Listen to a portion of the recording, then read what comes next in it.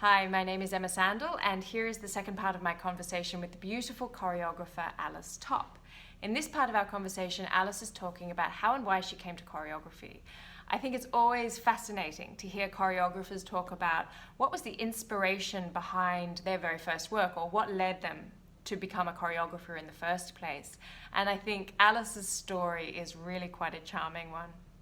When you first got into the studio for the first piece, where did that come from? The way it came about was I'd done Bodytorque as a dancer for my first couple of years in the company, which was an incredible experience. And then in 2010, we had Jane Casson, the beautiful Jane Casson was doing a Bodytorque piece, and she fell pregnant, so she pulled out of the program, and we hadn't had a female choreographer for a few years, and David and Nicolette were really keen on nurturing that and supporting that. So I'm not quite sure what it was that Nicolette saw in me, but she told David that, I think Alice would do it. She'd give it a go. So David came up to me at the end of a show one night and said, look, Jane's pulled out. We're announcing Bodytorque next week, but would you be interested in doing it? Nicolette thinks that you'd be great at it. And here's the weekend to have a think about it. And I thought, okay, I'll think about it. I'd never thought about it prior to that.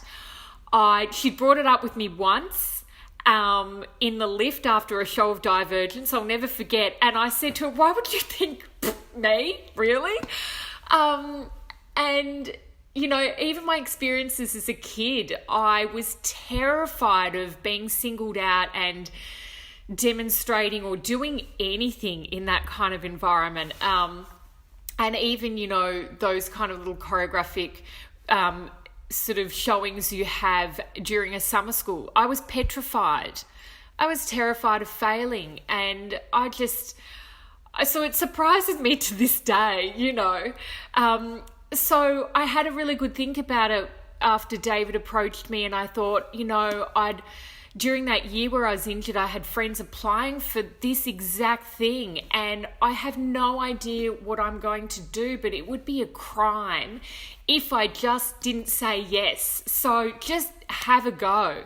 Each Bodytorque year has a theme, and it was called Bodytorque à la mode, and it was about collaborating with fashion designers from RMIT. And so I thought about how I wanted the piece to feel, and it was really just a feeling. I wanted it to be an emotional piece, but just about shedding a skin. I ended up pairing with this beautiful friendship group from RMIT, Georgia Lazaro and Crystal Dunn, who collaborated together. The two of them were in a partnership and created work together. And their fabrics were all the same. It was just about stocking tops and singlet tops and the stretchiness of it. And when they approached me, when we were got partnered up with the fashion designers based on our brief that we'd proposed, they said, look, you can do this with the fabric and this.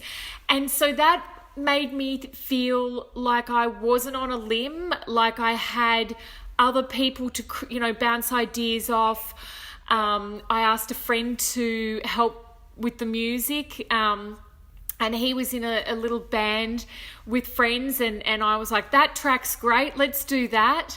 And then I thought, I'm just going to keep it simple, and I'll work with a duet.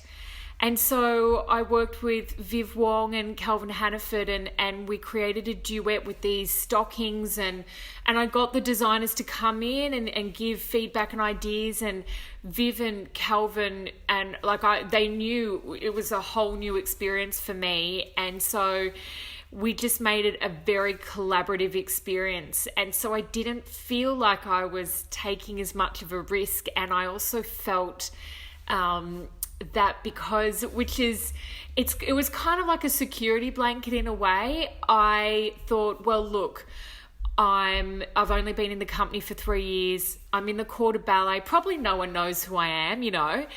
And the other 5 choreographers were all male principal dancers, and they'd all created before. So there was almost a level of expectation for them. I'd previously danced in Robert Curran's piece, I danced in one of Damien Welsh's piece, I danced in a Daniel Gordiello piece, and so to have these guys who'd already done it before was really great because they were experienced and they were so supportive, but also because I was so new and I was an underdog and I was in the core, I thought, if this isn't going to be good, I can fly under the radar, you know?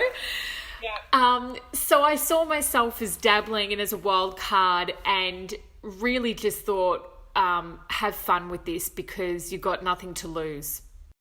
Yeah, and did you have fun? I really did.